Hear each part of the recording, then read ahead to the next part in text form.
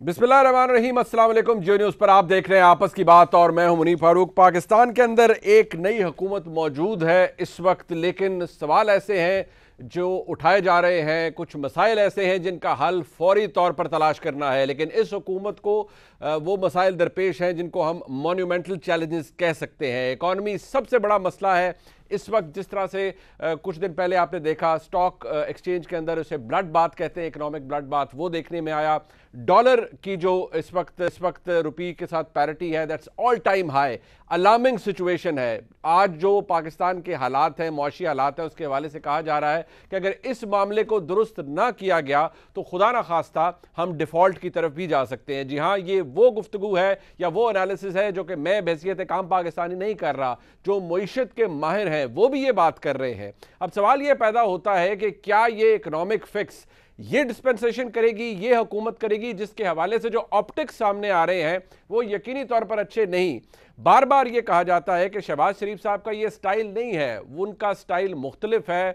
वो फैसले जल्दी लेते हैं, एफिशिएंट फैसले लेते हैं, लेकिन कुछ फैसले ऐसे हैं जो कि शायद हम उन्हें मजबूर कर रहे हैं कि वो उनके ऊपर ज़्यादा डिलिब्रेट करें, ज़्यादा सोचें। लेकिन जितना वक्त गुजर रहा है वो ब्रंट ये सियासी तौर पर इस हुकूमत के खाते में डलेगा। पेट्रोल की प्राइसेस अगर नहीं बढ़ाई गई और अगर उनको मैनेज नहीं किया गया तो इस हुकूमत को इसका खमियाजा भुगतना पड़ेगा। पिछली हुकूमत जब गई तो पेट्रोल के ऊपर जो सब्सिडी वो देकर गए, जिसकी कलई बाद में खुली कि वो एक अनफंडेड सब्सिडी थी। आईएमएफ ने इस बात को रिकग्नाइज किया है कि वो एक अनफंडेड सब्सिडी थी। अब अगर इस सूरत हाल को हुकूमत ने रिवर्स करना है, बदलना है, तो हुकूमत को शायद ये पहले कुछ 3-4 दिन के अंदर कर लेना चाहिए था, लेकिन हुकूमत ने नहीं किया। अब मियां नवाज शरीफ साहब ने बुला लिया अपने भाई जनाब शहबाज शरीफ साहब को, जो कि मुल्क के वज़ीर आज़म हैं। उनकी कोर टीम भी इस वक्त वहाँ मौजूद है, मुशावरत हो रही है 2 दिन के अंदर और शायद कोई रेजोल्यूशन निकलेगा कि किस तरह इसे मैनेज किया जाए। लेकिन ऑप्टिक्स ठीक नहीं है। सवाल यह पैदा होता है कि इलेक्शन कब होने हैं। इमरान खान साहब जोर लगा रहे हैं कि इलेक्शन फौरी तौर पर हों। आसिफ जरदारी साहब ने आज एक गैर मामूली प्रेस कॉन्फ्रेंस की, उन्होंने कहा इलेक्टोरल रिफॉर्म्स हों, 3 महीने लगे, 4 महीने लगे, उसके बाद इलेक्शन पे कोई इशू नहीं है। लेकिन जो पार्टी का सबसे इस वक्त मैं कह सकता हूं कि अवाम के अंदर पाकिस्तान मुस्लिम लीग नून की जो पोटेंट वॉइस है, जो कि क्राउड पुलर है, वो है मरियम नवाज शरीफ साहिबा। आज जब सवाबी के अंदर वो जलसा कर रही हैं और उन्होंने इस जलसे में कहा कि मैं मुस्लिम लीग नून को कहूंगी कि इमरान खान की हुकूमत की जो मिसमैनेजमेंट है, जो बदइंतजामी थी, मुआशी बदइंतजामी थी, उसका टोकरा उठाने की जरूरत नहीं है, उसका कलंक अपने माथे पर लगाने की जरूरत नहीं है और इलेक्शन में जाए। असल फैसला कौन लेगा और अगर ऐसा ही मामला चलता रहा तो उसका सियासी ब्रंट कौन फेस करेगा? अवाम तो कर ही रहे हैं। हमारे साथ मेहमान मौजूद हैं, मैं उनका तारुफ आपके सामने करवा दें। अज़मा बुखारी साहब हमारे साथ मौजूद हैं, सेक्रेटरी इन्फॉर्मेशन पंजाब है, पाकिस्तान मुस्लिम लीग नून की मरकज़ी रहनुमा है और पार्टी की क़यादत के बहुत करीब समझी जाती हैं। फैसला साजी जब होती है बहुत सारी बातें इनके नॉलेज में होती हैं। बहुत शुक्रिया आपका।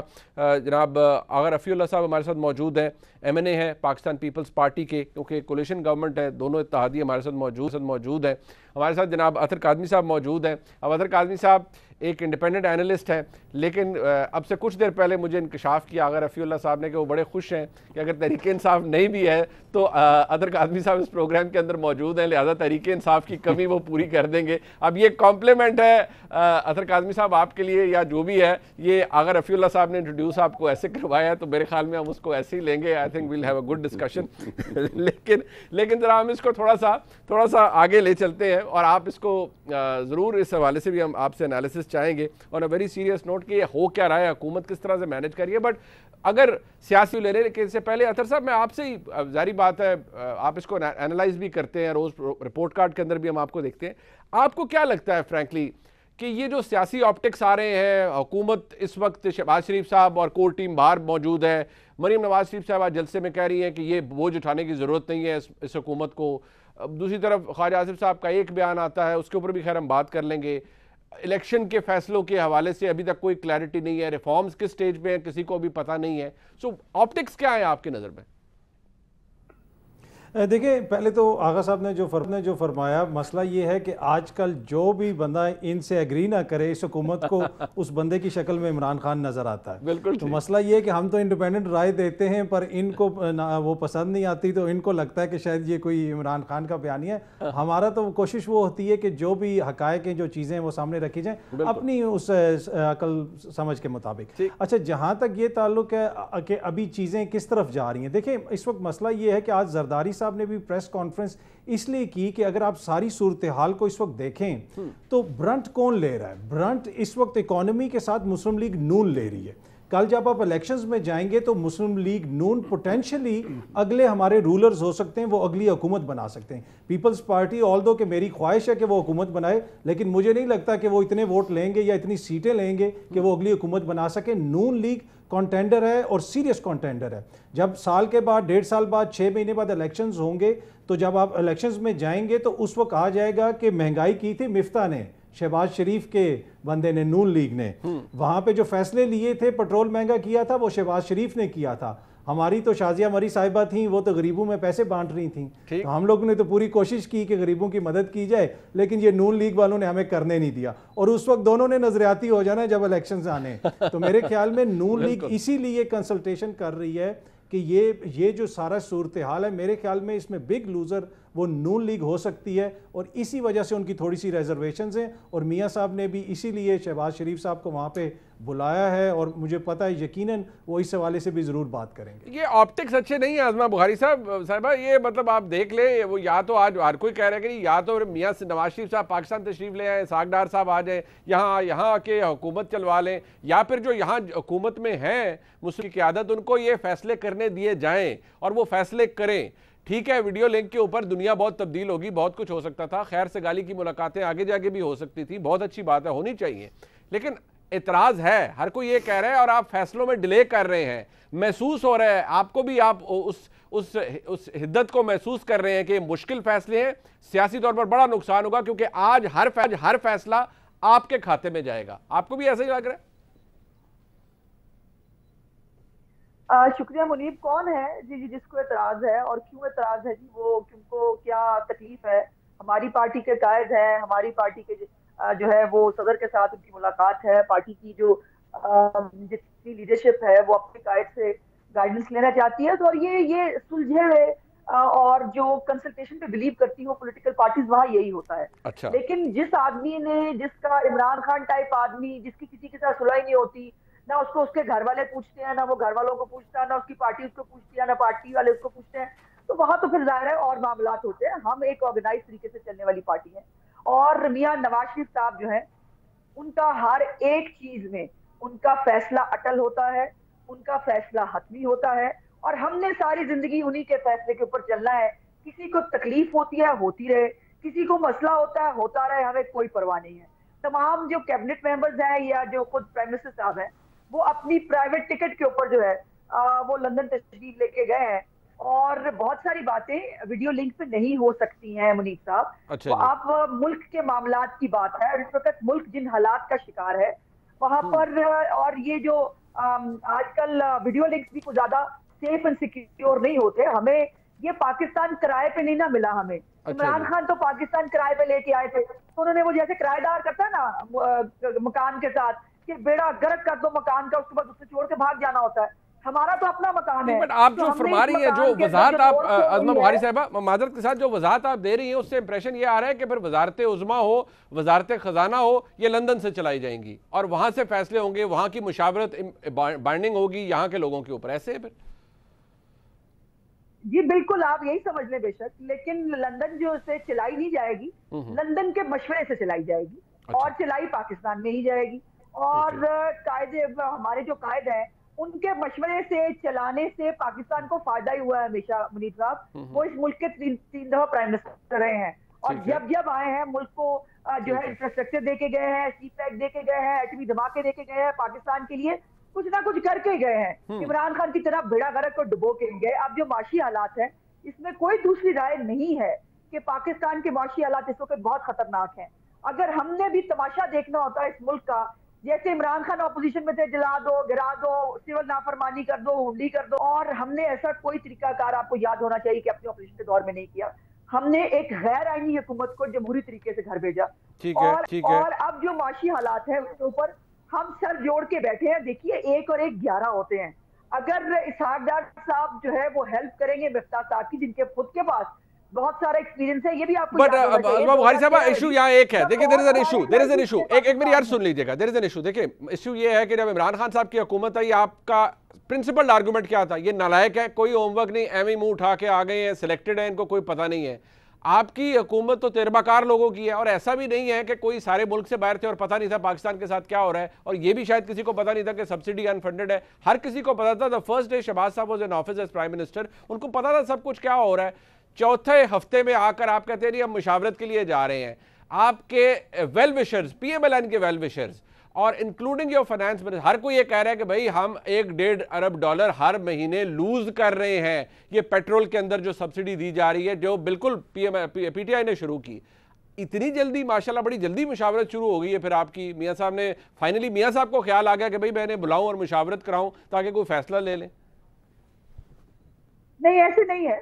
आज डॉक्टर मुस्तदिक मलिक भी हामिद मीर साहब के शो में थे, और उसमें उन्होंने बताया भी कि एक प्लान जो है वो बना लिया गया है। देखिए, हमारे लिए आसान नहीं है। हम भी एक बिल्कुल खुद गर्ज हो के, और हम भी कह गिरा दो जी पेट्रोल बम। मुझे ये बताइए, आईएमएफ के साथ हम मुआहदा करके आए थे कि आपने जो है वो पेट्रोल जो है वो आपने उसके ऊपर 30 रुपए पेट्रोलियम लेवी लेनी थी। ये मुआहदा हमने नहीं किया था, ये पीटीआई करके गई थी। और फिर ये है कि इन्होंने आपने पता नहीं कैसे कह दिया। इमरान खान साहब ऑन रिकॉर्ड, उनकी तकरीर मौजूद है जिसके उन्होंने कहा कि देखा हम तरक्की बहुत कर रहे थे, हमारे पास पैसा बहुत आ गया था, बहुत कलेक्शन हो गई थी, इसलिए हमने ये मुझे पूछते हैं पेट्रोल की सब्सिडी कहाँ देंगे, हम वहां देंगे। ये पहले दिन जब ऑफिस में शहबाज शरीफ साहब, आप दुरुस्त कह रहे हैं, जब पीएम साहब गए तो वहां पर महकमा खजाना के लोगों ने उनको ब्रीफिंग दी और बताई कि हमें वर्बल ऑर्डर्स के ऊपर, पीएम हाउस से जो है वो वर्बल ऑर्डर्स के ऊपर कहा गया ये किया करें। और इवन इनके जाने के बाद 15 अप्रैल तक की समरियां हमारी हुकूमत ने साइन किए बगैर किसी साइन समरी के। ये सब हो रहा था। अच्छा। अब इसका यकीनन एक तरफ हमें अवाम पे बोझ भी नहीं डालना, और दूसरी तरफ हमने पाकिस्तान के मसाइल का हल निकालना है। चले, ठीक है। मुशावरत मुझे नहीं समझ में आ रही। अच्छा, मुशावरत पे एतराज नहीं है, ठीक है। चले, मैं जरा इत्तेहादियों से बोले तो आगा साहब, एक तो मुशावरत मियाँ साहब ने वहां बुला लिया। अभी अजमा बुखारी साहबा ने फरमाया कि भाई किसको प्रॉब्लम हो रही है, अपने प्राइवेट टिकट पे गए हैं, अपने कायद से मिलने गए हैं, कोई ऐसी बड़ी बात नहीं है। आप इत्तेहादी हैं शहबाज हुकूमत के, आप माशाल्लाह खुद एमएनए हैं। आपको लगता है कि सियासी तौर पर अच्छा लग रहा है? क्योंकि कल इमरान खान साहब तो चले जलसे में बहुत सी बातें कहते हैं कि इस वक्त वज़ीर-ए-आज़म उनकी कोर टीम यहाँ मौजूद नहीं है और वो मशवरा करने जनाब मियाँ नवाज शरीफ साहब से बाहर मौजूद हैं इस वक्त 2 दिन के लिए। ये अच्छा लग रहा है आपको ये कंसल्टेशन इस तरह की? बिस्मिल्लाहिर्रहमानिर्रहीम। शुरू तो मैं बात करूंगा अपने प्यारे भाई अतर भाई से। मैंने एक लेटर मूड में ऑफ द रिकॉर्ड एक बात की थी, लेकिन इनकी मेहरबानी है आपकी भी कि वो रिपोर्ट कार्ड पे जब हम देखते हैं ना जी, तो एक अतर भाई और एक हमारे हसन निसार साहब जी जी, बाकी सबको जो बाकी लोगों को जो ट्विटर पर और सोशल मीडिया पर जिस लकमात और जो कलमात से नवाजते हैं ना, तो मेरी उस बातों को इन्होंने एंडोर्स कर दिया कि या मेरी वो वाली बात सही है या उनकी ये वाली बात सही है। अतर साहब तो बड़ी शाइस्ता ज़ुबान रखते हैं। अतर साहब तो बड़ी शाइस्ता ज़ुबान रखते हैं। नहीं, मैं अतर भाई खुद बहुत अच्छी शाइस्ता ज़ुबान रखते हैं, और बहुत रिपोर्ट कार्ड में बैठे हुए तमाम लोग अच्छी ज़ुबान और अच्छा इखलाक और अच्छी बात करते हैं, और जिससे कौम को एक बेहतर रहनुमाई मिलती है इनके तजज़िये से। लेकिन मैं ये कह रहा हूँ, मेरी वो बात लाइटर मूड पे थी, लेकिन मेरी उस बात से एक बात तो कंफर्म हुई ना कि रिपोर्ट कार्ड में कुछ लोगों को पीटीआई की सोशल मीडिया क्या कहती है और कुछ लोगों को क्या कहती है, तो दोनों बातों में से इंशाल्लाह जीत मेरी होगी अतर भाई की तरफ से। चले, ठीक है। चले, आप जरा इस पर आ जाए। टू बी ऑनेस्ट, देखें बात ये है कि अच्छा, चले हम जरा इसके ऊपर आ जाए आगा साहब, अगर मेहरबानी होगी। पाकिस्तान की देखें, पाकिस्तान मुस्लिम लीग नून एक सियासी जमात है, और मियाँ मोहम्मद नवाज शरीफ साहब उनके कायद हैं। जैसे उनका दिल करता है मशवरा करें, वो स्काइप पर आके इनके साथ खिताब करें, ये इनको बुला के खिताब करें, उस पर हमें कोई एतराज़ नहीं है। ठीक है। बहरहाल मुल्क जो है वो इसमें कोई शक नहीं है कि आज महंगाई जिस बोझ को हमने उठाया है, ये बोझ हमें उठाने से पहले इसका अंदाज़ा था, ठीक है, कि हम किस डायरेक्शन जा रहे हैं। और ये अगर इन चीज़ों को हम फेस ना करें और इन चीज़ों को हम ना करें तो शायद फिर हमारा वो बयानिया गलत हो जाएगा कि जो हम कहते थे कि खान साहब मुल्क को की नाव डुबो रहे हैं, और वो डुबो रहे थे और डुबो रहे थे, इसमें कोई शक नहीं है। तो उसी का तसलसल है कि जिसको आज हम बैलेंस नहीं कर पा रहे हैं। आज अगर कोई भी पॉलिटिकल पार्टी के हमारे मोतबर जो भी लीडरान हैं, अगर वो ये बात करेंगे तो हम देखें 2-4 चीज़ें ऐसी हैं कि हमने कम से कम पीटीआई का वो नहीं करना चाहिए। हमें इंतखाबी इस्लाह चाहिए, हमें मुख्तलिफ अमेंडमेंट्स जो आइन में ज़रूरी है वो उसमें हमें जाना चाहिए। हमें एक फेयर इलेक्शन की तरफ जाना चाहिए जिससे तमाम पॉलिटिकल बशमूल पाकिस्तान तहरीक इंसाफ में आज भी मेरी ख्वाहिश है कि पाकिस्तान तहरीक इंसाफ आए पार्लियामेंट में और भरपूर अंदाज में अपनी कानून साजी में। और हम आपको दोबारा अगेन कह रहे हैं कि ऐसा कुछ नहीं होगा। आज भी अल्हम्दुलिल्लाह अपोजिशन के अगर 15-20 लोग बैठे होते हैं, भरपूर बात करते हैं, और आप रिकॉर्ड उठा के देख लें असेंबली का, जितना हमें टाइम मिलता है उनसे ज़्यादा ही अपोजिशन को मिल रहा होता है। ऐसा कोई बिल्डोज नहीं होगा जिस तरीके से कासिम सूरी साहब करते थे कि यस एंड नो सिर्फ बोलना ही होता था। ये इलेक्शन के हवाले से आगा साहब मुझे जरा ये बता दीजिए, इलेक्शन के हवाले से चले इलेक्टोरल रिफॉर्म्स होने हैं, चले वो एक लंबी बहस है, उस पर बात हो जाएगी। इलेक्शंस के हवाले से क्या कंसेंसस है?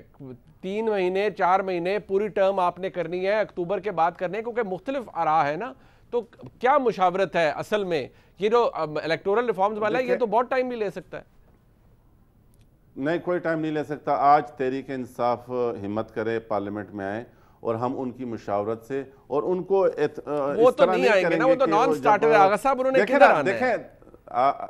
देखें मेरी बात सुने, अगर उन्होंने नहीं आना तो वो तनख्वाहें ना लेना, वो मराहत ना लेना, वो गाड़ियां सारी जो कौम और मुल्क की जो ये बात करते थे, इतनी प्यारी प्यारी बातें करते थे, वो तमाम लोगों की गाड़ियां, तमाम लोगों के हाउसेस, तमाम लोगों के अलाउंस, तमाम लोग हर चीज एंजॉय कर रहे हैं। फिर दोगलापन ना करें, फिर दोहरा मयार ना दें। बिल्कुल एक पॉलिटिकल वर्कर के हैसियत से मुझे अगर मिसाल के तौर पे अपनी क़यादत की बात माननी है और तो फिर मैं कम से कम इस मुल्क के खजाने से 1 रुपए नहीं लूंगा। ये बात तो फिर कम से कम करें ना। ये ना हो कि पिछली दफा भी आप इस्तीफा करते रहे, इमरान खान साहब ने खुद पूरे 5 साल की तनख्वाह ली और बशमूल अब आज भी इनके बहुत से लोगों ने कौमी असम्बली में लीव एप्लीकेशन दी है। अगर आपने इस्तीफा दिए तो फिर लीव एप्लीकेशन किस चीज की दे रहे हैं? तो यहाँ खुला तजाद है, इस तरह नहीं है जिस तरह बताया जा रहा है कौम को। अच्छा, दिखा कुछ और रहे, कर कुछ और नहीं, बट वो कहते हैं हमारे इस्तीफे मंजूर नहीं हुए ना, वो इस्तीफे वो उनके अभी तक मंजूर देखे ना। अब मैं आपको अगेन दोबारा कह रहा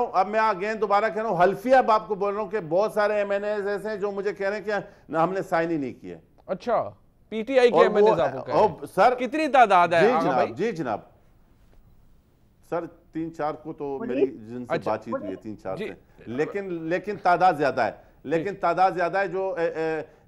जो असेंबली का स्टाफ है वो कह रहे हैं जो साइन है मेंबरान साहिबान के वो कहीं भी मैच नहीं हो रहे और वो कहीं भी टैली एक दूसरे के साथ नहीं मैच हो रहे। अगेन मैं दोबारा कह रहा हूं, हमें इस मुल्क को आगे लेके जाना है। अगर हमने खुद अपनी जात में रहना है तो फिर खान साहब का बयान है दुरुस्त है, फिर खान साहब और खान साहब मैंने ठीक। अब बुखारी साहब आप बात कर लीजिए, फिर अतर साहब के पास जाए। जी मैंने भी इस हवाले से ये बात करनी है कि अगर इनको बाकी इलेक्शन करवाना होता है, इमरान खान का प्रॉब्लम ये है कि मुनाफिक तो दूसरा नाम इमरान खान है। अगर उनको बाकी इलेक्शन करवाना है तो पंजाब के अंदर जो है वो हुकूमत लेने के लिए मरे क्यों चले जा रहे हैं? पूरा पंजाब जो है उसको एट स्टेक रखा हुआ है। कभी वो परवेज साहब को ले आते हैं, वो उमर चीमा साहब अलहदा झाग निकालते फिर रहे हैं, वो अजीब ही तमाशा शुरू किया हुआ है। फिर इनके अपनी केपी की गवर्नमेंट है, आज तक केपी के जहाज के ऊपर अभी पिछला हेलीकॉप्टर केस खत्म नहीं हुआ। नया हेलीकॉप्टर जो है वो केस जो है उसकी तैयारी मेरे ख्याल अब कर लेनी चाहिए। वो सरकारी खजाने के ऊपर मुझे लगता है कि ये वो नहीं था, वो पता नहीं क्या किसी फिल्म का वो मिसरा था कि पाँव जमीन पर ना रखो गंदे हो जाएंगे। ये मौसूद जहाज से नीचे नहीं उतरना चाहते, पता नहीं अब जहाज इनको इतना पसंद क्यों है। अच्छा। और जहाज के इर्द गिर्द इनकी जिंदगी क्यों घूमती है, मुझे तो कुछ समझ में नहीं आता। वो उसको ठीक है, आपकी तनकीद अपनी जगह, बट अदर साहब आज जो ख्वाजा आसिफ साहब का BBC उर्दू को इंटरव्यू था फ़रत जावेद साहिबा को, अब उसके अंदर बाद में भी उन्होंने वजाहत दी, अभी थोड़ी देर पहले शाहजेब खानज़ादा साहब के प्रोग्राम में भी मौजूद थे ख्वाजा आसिफ साहब, और उन्होंने कहा कि ज़ाहिर बात है उनसे एक सवाल पूछा गया, उन्होंने उसका जवाब दिया और उन्होंने पॉसिबिलिटी की बात की थी, कोई डेफिनेटिव बात नहीं की थी। ज़ाहिर बात है फिर जब कोई ऐसा इंटरव्यू या खबर आती है, ज़ाहिर बात है उसके ऊपर फिर हम उसको एनालाइज भी करते हैं, शायद एट टाइम्स ओवर एनालिसिस भी हम उसका दे देते हैं। आपको क्या लगता है कि कम अज़ कम इलेक्शन के हवाले से ये डस्ट सेटल होगी कि ये इन्होंने आगे जाना है अक्टूबर नवंबर से या नेक्स्ट ईयर तक चले जाना है और इवेंचुअली ये फैसले भी इन्होंने खुद ही करने हैं? अदर साहब जी अच्छा, इसमें मैं छोटी सी चीज़ ऐड करना चाहूँगा। आगा साहब ने कहा कि मेरा सोशल मीडिया के ऊपर, टू बी ऑनेस्ट, अगर आवाम आपको सोशल मीडिया के ऊपर कुछ कहती है तो उसके लिए मैं जिम्मेदार नहीं हूँ। जहाँ तक रिपोर्ट कार्ड का ताल्लुक है, पिछली हुकूमत में भी हमने देखा कि जिस किस्म की ऑडियोज़ लीक हुई थी हमारे जिन सीनियर दोस्तों के हवाले से, वो भी हमारे सामने हैं। और आजकल तो देखें जमहूरियत का दौर है, आप लोगों को तो इख्तलाफ को बर्दाश्त भी करना चाहिए। देखिए हम तज्जिया देते हैं, खबर तो नहीं दे रहे ना, तज्जिए में आपकी मर्जी के मुताबिक होता है, समझ के मुताबिक हो सकता है आपको पसंद ना आए। तो आजकल जो सहाफ़ियों को कॉल्स आ रही हैं, वीगो गाड़ियां फिर रही हैं, आगा साहब खुद भी वीगो पे आए हुए, मैं तो वैसे ही डर गया था पहले जब आगा साहब आए। तो मैं अभी आगा साहब ने जो है इस तरह कहना शुरू कर दिया तो मैं तो वैसे ही घबरा गया था। पर एनीवे, काले रंग की तो नहीं है वो। ख्वाजा साहब ने काले रंग की वीगो पे आए हैं और मुझे इन्होंने गुजरते हुए गुरी भी डाली है जब मैं नीचे खड़ा था। तो अच्छा, दूसरी बात ये है कि देखें जो ख्वाजा आसिफ साहब ने किया, अब ये बड़ा सीरियस मामला है। अब फौज हमारा एक ऐसा इदारा है, हमारा कोई भी इंस्टीट्यूशन हो, चाहे फौज हो या अदलिया हो, ये वो इंस्टीट्यूशंस हैं जो पाकिस्तान के इंस्टीट्यूशंस हैं। आज अगर हम अदलिया को कमजोर करेंगे तो कल मुझे कोई प्रॉब्लम होगी इस हुकूमत से तो मैं रिलीफ लेने इसी अदलिया के पास जाऊंगा, मुझे और कहीं से कोई रिलीफ नहीं मिलना। तो इनको कमज़ोर करना, कोई भी इदारा हो तो वो किसी के हक में नहीं है। आर्मी चीफ की जो तैनाती है ऑब्वियसली वो वज़ीर आज़म का स्वाबदीद है, जो भी वज़ीर आज़म होंगे, अगर इलेक्शंस हो गए तो जो नए आएंगे वो तैनात कर देंगे। और इस वक्त फौज के अंदर जितनी भी हाई कमांड है, जितने भी जनरल हैं, वो सारे हमारी फौज के जनरल हैं, सारे कॉम्पिटेंट हैं, उनमें से जिसको भी वज़ीर आज़म मुनासिब समझेंगे तैनात कर देंगे। मेरे ख्याल में इसको ज़्यादा ड्रैग करना या ज़्यादा इसको जिसे आप कहते हैं मुतनाज़ा नहीं बनाना चाहिए। अच्छा, ये जो फैसला खासतौर पर अतर साहब अज़मा बुखारी साहबा ने उसकी वजाहत भी दी है और उन्होंने कहा कि किसी को क्या प्रॉब्लम है, ये ऊपर बहुत से आज मैं देख रहा था प्रोग्राम्स के अंदर, अज़मा बुखारी साहबा ने भी शायद नोटिस किया और ज़ाहिर बात है रिपोर्टिंग भी होती है कि कुछ लोगों ने ये बात कही है, बहुत से इसके ऊपर एनालिसिस किया गया कि नहीं इसके सियासी ऑप्टिक्स को इतने अच्छे नहीं नज़र आ रहे कि नहीं मुशावरत के लिए बाहर मौजूद है, बाहर से चलाया जाएगा, ऐसा नहीं है। जबकि उनका डिफेंस ये है कि भाई मुशावरत के ऊपर एक शख्स 3 बार के वो वज़ीर आज़म रह चुके हैं, वो ही is privy to a lot of information. Ishaq Dar sahab उनके साथ मौजूद है, 2-3 टाइम्स फाइनेंस मिनिस्टर वो रह चुके हैं, उनको पता है कि मुल्क की मईशत को कैसे दोबारा खड़ा करना है। अगर कोई कंसल्टेशन हो रही है तो उस पर एतराज़ कैसा? अदर साहब आप क्या कहते हैं? देखिए इसमें इशू ये है कि वो साबिक वज़ीर आज़म तो हैं, लेकिन इस वक्त वो एक सज़ा याफ्ता मुजरिम और अदालती मफरूर भी हैं। तो मुल्क का वज़ीर आज़म काबीना समेत एक अदालती मफरूर के साथ बैठ के मुशावरत कर रहा है, ये ऑप्टिक्स ठीक नहीं है। ये आइनी और कानूनी तौर पे भी इस हवाले से एक बड़ा सीरियस किस्म का सवालिया निशान है। क्या कैसे आप एक शख्स से मुशावरत कर सकते हैं जो पाकिस्तान की अदालतों को मतलूब है, अदालतें कह रही हैं कि आप वापस आएँ, वो वापस नहीं आ रहे। तो मसला ये है ना कि ये सिर्फ ऑप्टिक्स नहीं है, इसमें संजीदा मसला है और इसी वजह से लोग सवाल उठा रहे हैं। और मैं जाना नहीं इस तरफ चाहता था, ख्वाजा अपने आसिफ साहब भी पार्लियामेंट के अंदर किस किस्म की बातें करते रहे इसी फौज के हवाले। तो जिस तरीके से मसलसल 3 साल से टारगेट किया गया आपके इदारों को, तो उसकी वजह से भी फिर लोग एतराज़ करते हैं। अच्छा आगा साहब, ये जो एतराज़ उठाया है, मैं अज़मा बुखारी साहब बिल्कुल मैं कंक्लूड आपसे करूंगा, मैं बिल्कुल आप कंक्लूड कर आपसे कर नहीं वो मैं अपनी बहन को कहता हूँ ज़रा इंतज़ार कर ले। आगा साहब, ये जो एतराज़ उठाया है कि मियाँ नवाज शरीफ साहब देखिए वो मफरूर भी हैं जी, उन पर वो सज़ा याफ्ता भी हैं और एक सज़ा याफ्ता शख्स के साथ मुशावरत हो रही है, आप इत्तेहादी हैं इस हुकूमत के, आपको कोई एतराज़ नहीं है इस पर? सर मैं कह रहा हूँ कि कुछ बातों को खुडे लें जाने दें, छोड़ें, हर बात को ना छेड़ें। अच्छा, हर बात को ना छेड़ें, बस ठीक है, बहुत अच्छा जवाब है। वो पंजाबी में जैसे खुडे वैसे माशाल्लाह खुडे ले रखे सर, वो जैसे चॉइस शुजात साहब फरमाते हैं ना मिट्टी पाओ, तो आप कह रहे हैं मिट्टी पाओ। तो अज़मा बुखारी साहब आप भी कहें छोड़े रहने दें, तनकीद हो गई तो कोई नहीं, मिट्टी डालें इसके ऊपर। नहीं ऐसे नहीं होता ना, ऐसे नहीं होता। अतर काजमी साहब जो है वो एक्चुअली प्रॉब्लम ये है कि हमें आजकल पता नहीं चलता। काफी वो भी है जो एक स्पेसिफिक पार्टी की हैशलाइन जो है, हैशटैग जो है उनके वो भी फॉलो करते हैं, वो बाकायदा जो है वो उनकी एक पार्टी पॉलिसी जो है वो तर्जुमानों की तरह नरेट करते हैं। तो कभी कभी परेशान हो जाते हैं लोग। आगा साहब भी मेरा ख्याल है इसलिए थोड़े से कंफ्यूज हो गए थे, तो आगा साहब को बराए मेहरबानी जो है वो एक्सक्यूज कर दे, इसको इतना दिल पे ना ले। लेकिन अतर काजी साहब को ना किस बात पे ख्याल है कि बात करते हुए उज़मा मैंने क्या कहा जो मैं एक्सक्यूज करूं? नहीं, वो वैसे कह रही है कि वो नहीं, मैं आप समझे ही नहीं। मुनीर भाई देखा, अदम बर्दाश्त दोनों पार्टियां मेरे पीछे लग गई। वो हमारे नहीं, आप अतर साहब को तनकीद का हक तो देना आप दोनों। अच्छा अतर भाई तो मेरे करीब बैठे, मैं माफी शाफी मांगूंगा। उज़मा से पूछे मैंने क्या कहा। नहीं, उन्होंने आपको नहीं, वो कह रही आपको सब। आगा भाई वो आपको नहीं कह रही, वो किसी और रेफरेंस में बात मेरी। अच्छा फिर ठीक है, थैंक यू, फिर ठीक है। मुझे बात पूरी कर लूं। मुझे जी देखिए ये गैर जरूरी बात है, इसको छोड़ दे। मुझे बात यह है कि काजमी साहब इस मुल्क के अंदर वोट को इज्जत दो का मुल्ज़िम एक ही है, जिसका नाम है मियां मोहम्मद नवाज शरीफ। और उसके साथ उसको कैसे पनामा का ड्रामा रचाकर, किस तरह से JITयां बनाकर, सरीना के लिफाफों में फैसले लाकर, अरशद मलिक की वीडियो के बावजूद, निकालने के बावजूद, उसका फैसला आज भी कायम रखने के बाद बेटे से एक तनख्वाह ना, ख्याली तनख्वाह ना देने पर निकाल दिया गया। ये पाकिस्तान की हिस्ट्री है। भुट्टो को जब फांसी पे चढ़ा दिया था ना, तब भी भुट्टो फांसी चढ़ गया था, लेकिन ये फैसला लिखा गया था। और दूसरी बात यह है कि जो आप हमें अदालती मफरूर वो सुनाते हैं ना, ये इस तरह की गुफ्तगू आपको जेब नहीं देती, क्योंकि अदालती मफरूर तो फिर आइन का वो मुजरम है, उसके ऊपर आपको कभी तकलीफ नहीं होती। एक इश्तिहारी जो है वो पार्लियामेंट में हमला केस के अंदर इस मुल्क का वजीर आज़म बना रहा, उसके तो आप गुण गाते हैं, जिसने पाकिस्तान का बेड़ा गर्क कर दिया, उसके आप गुण गाते हैं। आपने तो हमने अपने ठीक, चले वक्त खत्म हो गया सेगमेंट। बोलने कोई नहीं नहीं, वक्त खत्म हो गया।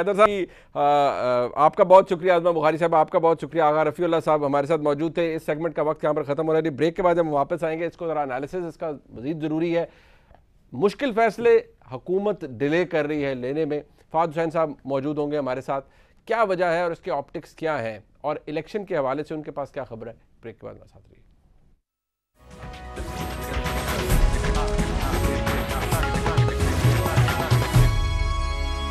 तो फिर आपको खुशामदीद कहते हैं। इस वक्त मुल्क में सूरत हाल ये है कि वज़ीर-ए-आज़म समेत उनकी जो कोर टीम है वो लंदन में मौजूद है। कह रहे हैं 2 दिन की मुलाकात है मियां नवाज शरीफ के साथ, वहाँ पर गुफ्तगू हो रही है, वहाँ पर डिस्कशन हो रही है। अब ये गुफ्तगू का महवर क्या है और इसके हवाले से क्या सराहियाँ भी हो रही हैं, गुज़िश्ता रोज़ भी हुई, आज भी होती रहीं।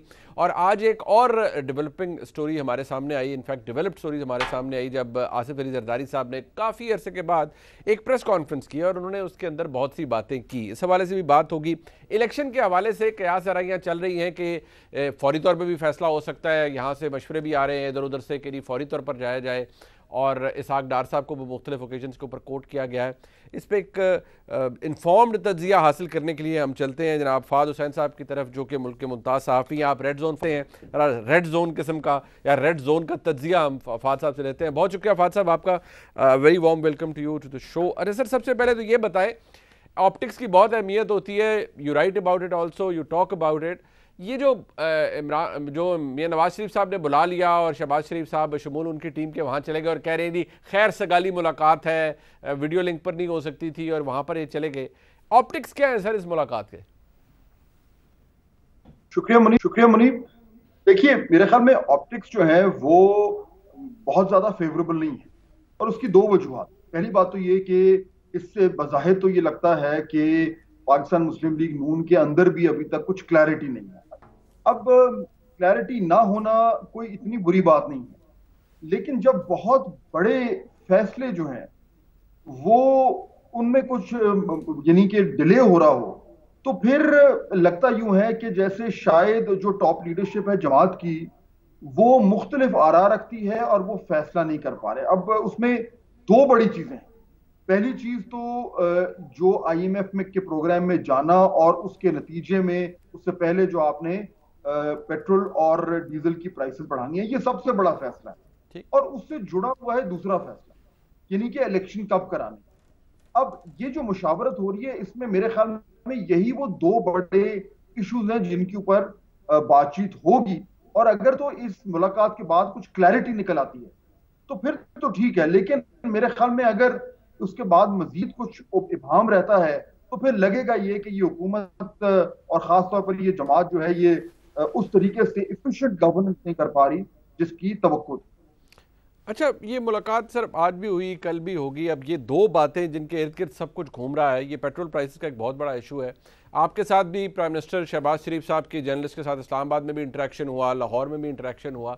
आपकी फील क्या है कि शहबाज शरीफ साहब, अनलाइक शहबाज शरीफ साहब who is known as a matter of fact कि वो बड़ा जल्दी is a quick decision making, works efficiently या डिसाइड्स एफिशिएंटली, यहाँ पर क्या प्रॉब्लम आ रहा है? इत्तेहादियों वाला फैक्टर है या नहीं? ये जो इतना बड़ा सियासी ब्रंट आएगा या सियासी प्राइस पे करने की आएगी ये पेट्रोल की कीमत बढ़ाने की, ये डरा रही है इस हुकूमत को? मेरे ख्याल में ये जो दूसरा जो आपने बात की है वो ज्यादा उसमें वजन है। असल जो प्रॉब्लम है, जो एक हिचकिचाहट है, जो कुछ हद तक यानी लगता ये है कि मुख्तलिफ आरा उसमें आ रही हैं और फैसला नहीं हो पा रहा, उसकी असल वजह यही है कि अगर ये प्राइस, ये कीमतें बढ़ाई गई, जो कि कोई चारा नहीं है, अगर आपने IMF में जाना है तो आपको ये कीमत चुकानी पड़ेगी, वो कितनी है। और इस वक्त कम से कम PMLN में तो बहुत सारे ऐसे लोग हैं जो ये समझते हैं कि ये कीमत इतनी भारी होगी कि उसके बाद इलेक्शन में जाना जो है वो आसान नहीं होगा। अब चारा क्या है? क्या कुछ चॉइस है? चॉइस सिर्फ एक ही है, और वो भी बहुत ही मुश्किल चॉइस है। वो ये कि ये फैसला अगली हुकूमत पर यानी केयर टेकर पर डाल दिया। उसका क्या मतलब? उसका मतलब यही है कि आप जल्दी इलेक्शन में जाएं, आप ये फैसला खुद ना करें, आप केयर टेकर को फैसला करने दें अगर IMF केयर टेकर से मुज़ाकरात करने पे राजी है, और उसके बाद इस बुनियाद पर आप इलेक्शन में जाएं और अपनी किस्मत आजमाएं। तो ये दोनों बहुत ही मुश्किल फैसले, और इसलिए मेरे ख्याल में शहबाज शरीफ साहब जो है इसमें जल्दबाजी नहीं करना चाहिए। आसिफ जरदारी साहब की प्रेस कॉन्फ्रेंस आपने भी आज देखी। अब फाद साहब, again I would bring back to you, मैं चाहूँगा कि वो ज़रा ऑप्टिक्स वाली बात हो। आसिफ जरदारी साहब की press conference after a very long time, does it surprise you sir? आपको इससे कोई अचंभे वाली बात नजर आती है या नहीं? आपको लगता है कि ये उन्होंने कोई प्लान थी, शेड्यूल्ड थी या नहीं? It was the need of the hour, और ये शायद बड़ा सोच समझ के की गई है कि इट्स नॉट ओनली PMLN। हमने मियाँ साहब से बात की है, मैंने मियाँ साहब से बात की है, उन्हें कहा है कि इलेक्शन रिफॉर्म्स के बाद इलेक्शन करवा लें। सो ये कोई सिग्नलिंग थी सर, या it was just another press conference? देखिए, अगर ये जस्ट अनदर प्रेस कॉन्फ्रेंस भी थी, अगर हम एक सेकंड के लिए वो मान लेते हैं, तो अब वो ऐसी रही नहीं है, क्योंकि इसकी जो टाइमिंग है वो बहुत ही इंपॉर्टेंट है। आपने नोट किया कि जो वजीर दिफा ख्वाजा आसिफ, उनका BBC पे एक इंटरव्यू आया है जिसमें उन्होंने ये इशारा दिया कि अर्ली इलेक्शंस हो सकते हैं, और अगली जो अपॉइंटमेंट होनी है नवंबर में, उससे पहले एक नई हुकूमत भी आ सकती है। अब आपको ये कहने की जरूरत नहीं थी, लेकिन ये बात जो उन्होंने की है, ये उनकी जमात में बहुत सारे सीनियर और इन्फ्लुएंशियल लोग इस वक्त ये सोच रखते हैं, और वो उनका झुकाव इस तरफ है कि इलेक्शन में हम जितना डिले करेंगे उतना हमें नुकसान होगा।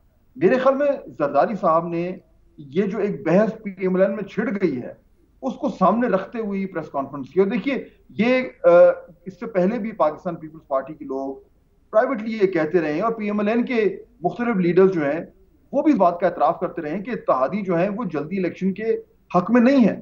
चुनाचे PMLN का प्रॉब्लम ये हो रहा है कि अगर उनकी जमात में वाकई में, जो कि बात दुरुस्त है, कि बहुत असर रसूख रखने वाले लोग अर्ली इलेक्शंस के हवाले से कुछ आर्ग्यू कर रहे हैं, तो दूसरी तरफ इत्तेहादियों का मामला। और जरदारी साहब ने आज ओपनली ये बात कहकर मेरे ख्याल में कुछ हद तक PMLN के लिए जो फैसला साजी थी उसमें उसकी मुश्किलात में इजाफा कर। अब लेकिन अगर जो इलेक्शन रिफॉर्म्स की बात या इलेक्टोरल रिफॉर्म्स की बात हम यहाँ पर हो रही है फाद साहब, उसके बारे में आप भी जानते हैं कि वो कोई शायद इतना आसान या इतना सिंपल काम भी नहीं है। उसको जो चीज़ें हो गई हैं उनको अनडू करना, या जो इत्तेहादी और PMLN चाह रहे हैं। आसिफ जरदारी साहब ने तो ये भी कहा कि 3-4 महीने में अगर वो हो जाते हैं, इलेक्टोरल रिफॉर्म्स हो जाते हैं, तो easier said than done sir. मतलब आपको शक्ल क्या बनती हुई नजर आ रही है? बिकॉज आई नो ये शायद बहुत मुश्किल वक्त है आपके लिए तज्जिया करने के लिए, या किसी भी सहाफ़ी के लिए ये पिक्चर करने के लिए कि आगे सूरत हाल बन क्या रही है। बट डू यू सी कि ये वाकई जो ख्वाजा आसिफ साहब की बात है कि अक्टूबर में भी इलेक्शन हो सकते हैं, नवंबर में वो जो की महीना है पाकिस्तान के अंदर, उससे पहले भी हो सकते हैं। Do you see that happening sir? देखिए, ये बड़ा मुश्किल है इस वक्त कहना, क्योंकि सूरत हाल जो है वो बड़ी वॉलेटाइल है। कुछ हफ्ते पहले तक जो आर्ग्यूमेंट सुनने में आ रहा था वो बिल्कुल क्लियर था। वो ये था कि जी या तो फौरी इंतखाबात हमें सूट करते हैं या फिर हम मुद्दत पूरी करें, ताकि जो हमने इकोनॉमिक मुश्किलात का सामना करना है, जो जो हमने मुश्किल फैसले करने हैं वो कर लें, और फिर कोशिश करें कि उनको कुछ हद तक बेहतर करें। लेकिन पिछले चंद हफ्तों में मुझे कुछ थिंकिंग चेंज होती नजर आई है मुझे, और जिस तरीके से मैंने लोगों से बात की है उससे मुझे अंदाजा ये हो रहा है कि they are having second thoughts कि नहीं, देखिए जो इस वक्त सूरत हाल बनी हुई है, जो गैर यकीनी की सूरत हाल है, और जिस तरीके से ये मुश्किल इकोनॉमिक फैसले करने पड़ रहे हैं, इससे जो नुकसान उठाएंगे वो सियासी तौर पर, उसको रिकवर करना कोई गारंटी नहीं है, और हर गुजरते वक्त के साथ साथ मुश्किलात में इजाफा होता रहेगा। तो इस वक्त ये जो लंदन में जो मीटिंग हो रही है, मुझे ये लग रहा है कि बहुत ही अहम फैसले ये करने जा रहे हैं। और वो फैसले क्या है मेरे ख्याल में, मुझे इस वक्त तक ये लग रहा है कि या तो अगर उन्होंने इलेक्शन कराने हैं जल्दी, तो उन्हें बहुत जल्द कराने पड़ेंगे और उनको अपने तादियों को किसी तरह कन्विंस करना पड़ेगा, वरना फिर वो पूरी की पूरी मुद्दत रिस्क लेंगे, फैसले करेंगे और पूरी मुद्दत पूरी करेंगे। टुवर्ड्स द एंड फात साहब, एक आप इसको भी देख रहे हैं कि इमरान खान साहब का जो बयानिया है या जो भी नैरेटिव है वो कितना सही है, कितना वेल प्लेस्ड है, कितना नहीं है, कितना इन्फॉर्म्ड है, कितना अनइन्फॉर्म्ड है। बट द फैक्ट इज कि वो जलसे कर रहे हैं, लोग भी उनके साथ जुड़ते हैं, कोई कहीं जलसा अच्छा है, बुरा है, बड़ा है, छोटा है, बट द फैक्ट रिमेंस कि लोग उनके लिए उनके हुकूमत जाने के बाद निकले। फैक्ट ये है कि वो अभी भी जलसे कर रहे हैं और वो एक उनकी वो मोमेंटम बना हुआ है। क्या आपको मुस्लिम लीग नून का, क्योंकि यहाँ मरीम नवाज शरीफ साहबा ने जलसा, अब आज उन्होंने स्वाबी में जलसा किया, पहले भी किया, इमरान खान साहब भी आज कर रहे हैं, ये जलसों का सिलसिला जारी है, आपको लगता है कि बयानिया मैच कर रहे हैं, मुस्लिम लीग नून काउंटर कर पा रही है या नहीं? इमरान खान साहब का बयानिया वो इट्स सेलिंग बेटर? नहीं, देखिए मेरे ख्याल में अगर पीएमएलएन ये समझ रही है कि उसका बयानिया जो है वो एक तरीके से इमरान खान साहब के नैरेटिव को काउंटर कर रहा है, तो ये उनकी गलतफहमी है। ऐसा नहीं है।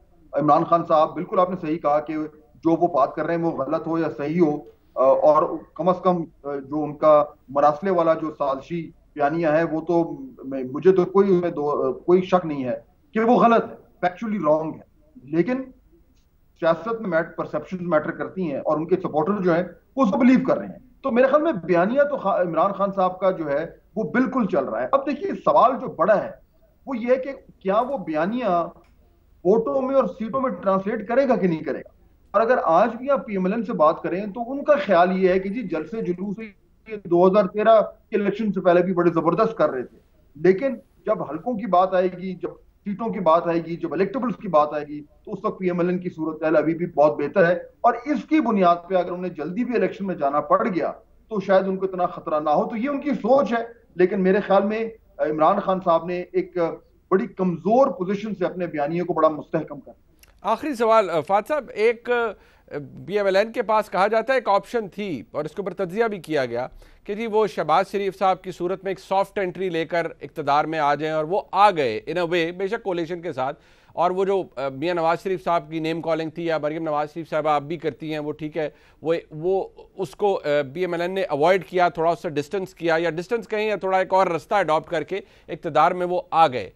इमरान खान साहब ने जो मीर जाफर, मीर सादिक और फिर सारी और ये सारी मिसालें, और फिर वो नैरेटिव बनाया, सोशल मीडिया कैंपेन्स हुई, फौज की तरफ से वजारत को ने उसको कंडेम किया, by the time and again ISPR की जानिब से बयान आए, स्टेटमेंट्स आई। इमरान खान साहब के पास after all this campaign, does he have a soft entry और does he have a chance कि उनके पास एक सॉफ्ट एंट्री है, नहीं I can sneak back into the power? देखिए पाकिस्तान में जो अनएक्सपेक्टेड है वो हो सकता है, और वो इमरान खान साहब का जो इक़्तिदार से बाहर निकलना है वो 8 से 6 महीने 7 महीने पहले अनएक्सपेक्टेड ही, कोई सोच भी नहीं सकता था। तो ये मुमकिनात में तो शामिल है। लेकिन इस वक्त सूरत हाल कुछ ऐसी है कि अगर आप इलेक्शन के नुक्ता नजर से देखें तो इमरान खान साहब का बयानिया तो बड़ा मुस्तहकम है, लेकिन जिस तरीके से वो अपना बयानिया बना रहे हैं और जिस तरीके से वो इस्टेब्लिशमेंट को भी तनकीद का निशाना बना रहे हैं, और जिन हालात में वो इक़्तिदार से निकले हैं और उसके बाद जो उनका रद्द अमल है, उससे बज़ाहिर अगर आप माजी का जो हमारा ट्रैक रिकॉर्ड है सियासत का वो देखें तो जाहिर बात है ये जरूर नजर आता है कि उनकी इक़्तिदार में अगर वापसी होनी है तो उनको बहुत बड़े चैलेंजेस का सामना करना पड़ेगा, बहुत बड़ी रुकावटों को अबूर करना पड़ेगा। और उसके साथ साथ दूसरा ये भी देखना पड़ेगा कि जो पंजाब है, क्योंकि देखिए असल बैटल ग्राउंड तो वही है, वहां पे उनके पास इलेक्टेबल्स कितने आते हैं, कितने रहते हैं और कितने जाते हैं, क्योंकि वो इलेक्टेबल्स हवा देखेंगे, और हवा अगर ऐसी है जो एक तासर बन रहा है कि खान साहब की वापसी इतनी जल्दी नहीं हो सकती, तो फिर जो हल्के की डायनेमिक्स हैं वो ट्रिगर हो जाएंगे। तो मेरे ख्याल में इमरान खान साहब एक बड़ी कमजोर और एक वीक पोजीशन को सामने रखते हुए एक अच्छा बयानिया बना रहे हैं, लेकिन ग्राउंड में सूरत हाल जो है वो अभी भी मेरे ख्याल में उनके लिए एक बहुत बड़ा चैलेंज है। बहुत शुक्रिया फवाद हुसैन साहब हमारे साथ मौजूद थे।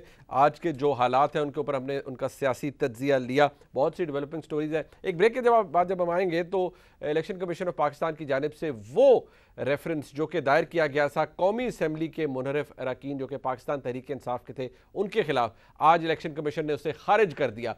एक और इंपॉर्टेंट डेवलपमेंट जो हुई कि इमरान खान साहब ने एक तकरीर की, उनके खिलाफ मज़म्मती करारदाद नेशनल असम्बली में मंजूर हुई, पेश हुई, मंजूर हुई, उसकी भी कुछ इम्प्लीकेशन शायद हो सकती हैं। कंवर दिलशाद साहब हमारे साथ मौजूद होंगे। स्टेटस क्या है उन मुनहरफ अरकान का जिनके खिलाफ रेफरेंस खारिज हो गया है वो, और जो पंजाब असम्बली के मुनहरफ अरकान है उनके हवाले से फैसला आना बाकी है। दिलचस्प वक्त है क्योंकि तहरीक इंसाफ अदम एतमाद का इजहार कर चुकी है इलेक्शन कमीशन और चीफ इलेक्शन कमिश्नर पर। से मजीद बात करेंगे ब्रेक के बाद, हमारे साथ रहिए।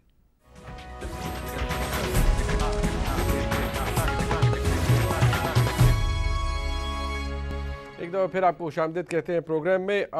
तहरीक इंसाफ के मुनहरफ अरकान उनके खिलाफ रेफरेंस इलेक्शन कमीशन के सामने था।